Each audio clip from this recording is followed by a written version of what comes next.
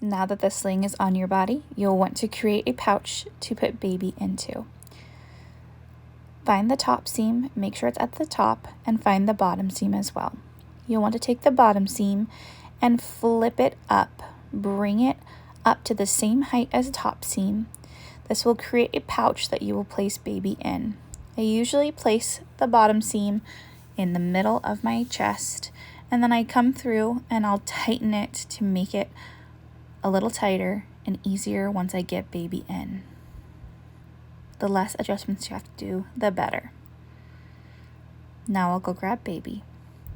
Once you have your baby, you'll want to pat them, keep them calm, and then you'll want to bring the top seam down so you're able to guide baby into the pouch. Since I'm using a baby wearing doll, my baby's legs don't bend as much as a real baby's legs would. So you'll have to just imagine how it would look. Typically, babies that are doing legs in are newborns, and they'll assume a froggy position with their knees under their belly. That's the position that you would want to place them into the sling.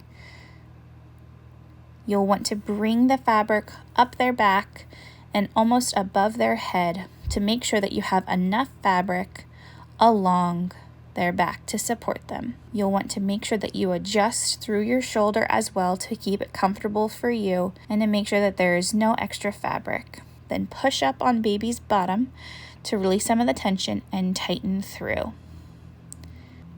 Pat your baby and make sure that they're close enough to kiss and that you can easily see their airway.